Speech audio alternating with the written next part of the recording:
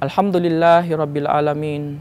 Alhamdulillahi Rabbil Alamin. Alhamdulillahilladzi hadana li hadzal din wa ma kunna linahtadiya laula an hadanallah. Wassalatu wassalamu ala Rasulillahi wa ala alihi washabbihi ajmain. Mga kapatid sa pananampalatayang Islam, tayo ngayon ay nasa ika-11 na aralin mula sa aralin sa buwan ng Ramadan. At ang aking tatalakayin po ngayon, ito po ay patungkol sa kahigtan ng huling 10 araw sa buwan ng Ramadan.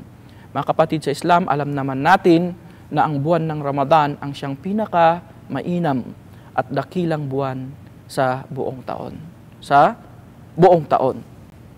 Na kung saan si Allah Subhanahu wa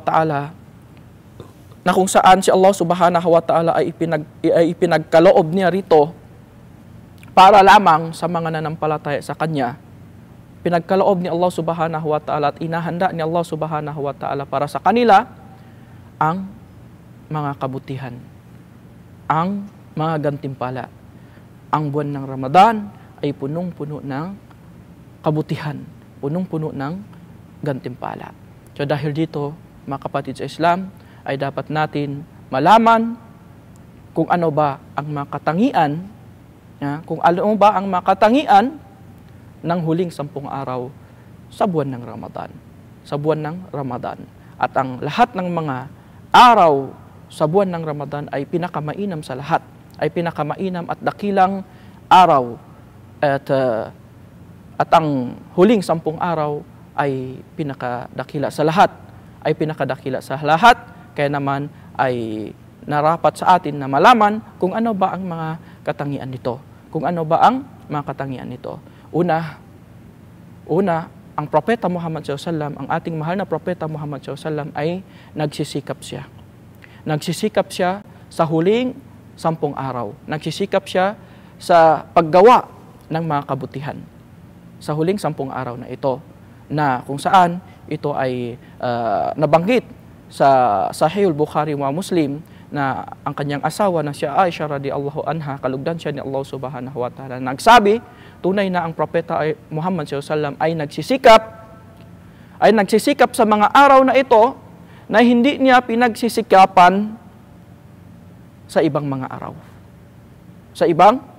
Ibig sabihin ay dapat din tayo magsusumikap, mga kapatid, sa pananampalatayang Islam sa pagsunod at paggawa ng mga kabutihan na ipinag-uutos sa atin ni Allah Subhanahu wa Ta'ala. At ang pangalawa, ang Propeta Muhammad SAW sa loob ng huling 10 araw sa buwan ng Ramadan, ang ginagawa niya ay kaunti lamang ang kanyang tulog sa gabi.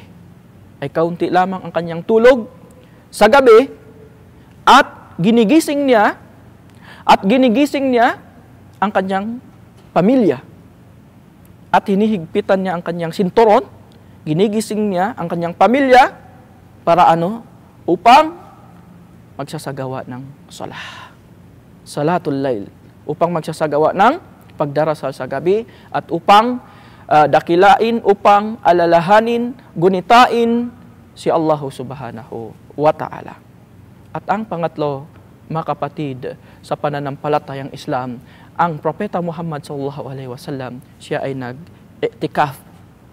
Sa masjid. Ibig sabihin, siya ay nanatili sa masjid. Sapagkat ito ay pinakadakilang pagkakataon, at ito ay minsan lang mangyayari.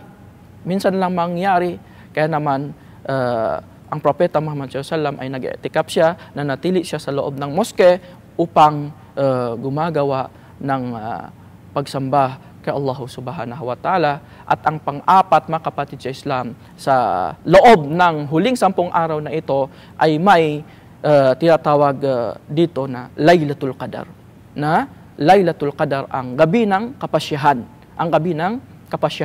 Na kung saan ang gabi na ito ay mas mainam pa sa 1,000 buwan. Ay mas mainam pa ito sa 1,000 buwan. Sabi ni Allah Subhanahu wa Ta'ala sa Suratul Qadar, Bismillahirrahmanirrahim. A'udzu billahi minasyaitonir rajim. Bismillahirrahmanirrahim. Inna anzalnahu fi lailatul qadar. Wa ma adraka ma lailatul qadar? Lailatul qadri khairum min alfi syahr. Tanazzalul malaikatu warruhu fiha biizni rabbihim min kulli amr. Salamun hiya hatta matla'il fajar. So, sa kabanata ng Al-Qadar, ang kapasyahan sa gabi ng Lailatul Qadar ay may mga kabutihan dito. Una, ibinaba ni Allah Subhanahu wa Ta'ala ang Quran sa gabi ng Lailatul Qadar. Ibinaba ni Allah Subhanahu wa Ta'ala ang Quran sa gabi ng kapasyahan, na kung saan ang Quran ay gabay sa sangkatauhan, na kung saan ang Quran ay nagbibigay sa kanila, sa atin, sa lahat ng mga tao ng kaligayahan sa mundo at lalong-lalo na pagdating sa kabilang buhay. At sa gabi na ito at sa Suratul Al-Qadar ay may gabi na mas mainam pa ito sa 1,000 buwan. At ang pangatlo na makukuha natin kabutihan sa Suratul Qadar ay ang mga anghel ay bumababa. Ang mga anghel bumababa. At ang mga anghel, hindi sila bumababa maliban na lamang sila ay nagdadala ng kapayapaan, sila ay nagdadala ng kabutihan, gantimpala at awa. At ang sa sura na ito ay meron na tawag na salam, kapayapaan hanggat sa bagong sumapit ang bukang liwayway. Kaya naman sabi ni Allah Subhanahu wa Ta'ala, Inna anzalnahu fi lailatul qadar, tunay na ibinaba namin ang Quran sa Lailatul Qadar. Wa ma adraka ma Lailatul Qadar, ano ba ang mapag-alaman mo o Muhammad patungkol sa Lailatul Qadar? Lailatul Qadri khairum min alfi syahr. Ang gabi ng Lailatul Qadar ay mas mainam pa sa 1,000 buwan. Sa 1,000 buwan, ibig sabihin ang pagsamba kay Allah Subhanahu wa Ta'ala ay mas mainam pa pagsamba sa Kanya ng 1,000 buwan, mahigit na 83 taon at 4 na buwan. Tanazzalul malaikatu warruhu fiha. At sa gabi na ito ay bumababa ang mga anghel at kabilang na doon si Anghel Gabriel, Tanazzalul malaikatu warruhu fiha, ay sa kapahintulutan ni Allah Subhanahu wa Ta'ala, hinggil sa mga tadhana na ipinapasya ni Allah Subhanahu wa Ta'ala ang kapayapaan hanggat sa salamun hatta matli al-fajr.